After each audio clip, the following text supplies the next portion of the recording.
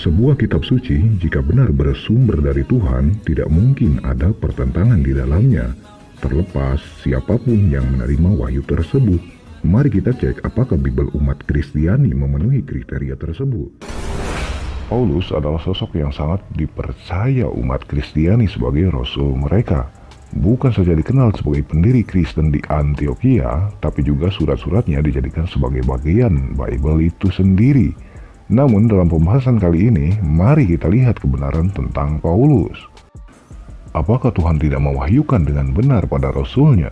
Atau mungkin karena Paulus hanya mengaku-ngaku saja sebagai rasul, yang nyatanya dia tidak hafal apa yang tertulis dalam kitab Perjanjian Lama, yang juga dijadikan bagian kitab suci Kristiani.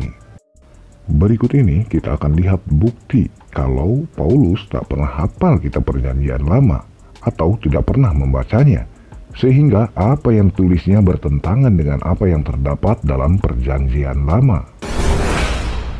Berapa anak Abraham? Menurut Paulus, anak Abraham berjumlah 2 orang, seperti tertulis dalam Galatia 4 ayat 22. Bukankah ada tertulis bahwa Abraham mempunyai 2 anak, seorang dari perempuan yang menjadi hambanya dan seorang dari perempuan yang merdeka? Sekarang kita bandingkan dengan apa yang tertulis dalam kitab Perjanjian Lama. Apakah benar anak Abraham 2 orang seperti pernyataan Paulus tadi? Menurut yang tertulis dalam Perjanjian Lama, anak Abraham pertama Yismail yang dilahirkan Hagar. Terdapat dalam Kejadian 16 ayat 15 yang berbunyi, lalu Hagar melahirkan seorang anak laki-laki bagi Abram, dan Abram menamai anak yang dilahirkan Hagar itu Yismail. Kedua, Yishak yang dilahirkan Sarai. Terdapat dalam Kejadian 21 ayat 1 sampai dengan 3. Sarah melahirkan seorang anak laki-laki bagi Abraham. Dalam masa tuanya, Abraham menamai anaknya yang baru lahir itu Yishak, yang dilahirkan Sarah baginya. Sementara ketiga bernama Zimran, keempat Yoksan, kelima Medan, keenam Median, ketujuh Yisbak, kedelapan Suah. Jadi ada 6 orang anak yang dilahirkan dari istri Abraham yang bernama Ketura. Kita lihat bukti ayatnya. Kejadian 25 ayat 1 sampai dengan 3 yang berbunyi, Abraham mengambil pula seorang istri bernama Ketura.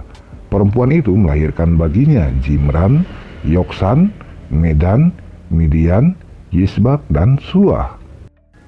Jika dikalkulasikan, 1 dari Hagar ditambah 1 dari Sarai ditambah 6 dari Ketura, maka jumlah total anak-anak Abraham adalah 8 orang.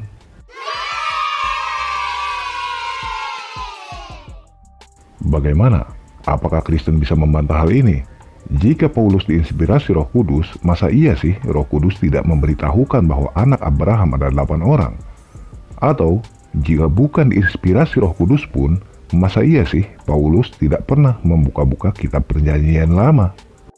Atau mungkin kitab Perjanjian Lama baru dimasukkan setelah Paulus tidak ada, sehingga Paulus tak pernah tahu ada kitab Perjanjian Lama yang dijadikan kitab suci umat Kristen yang telah didirikannya di Antioquia.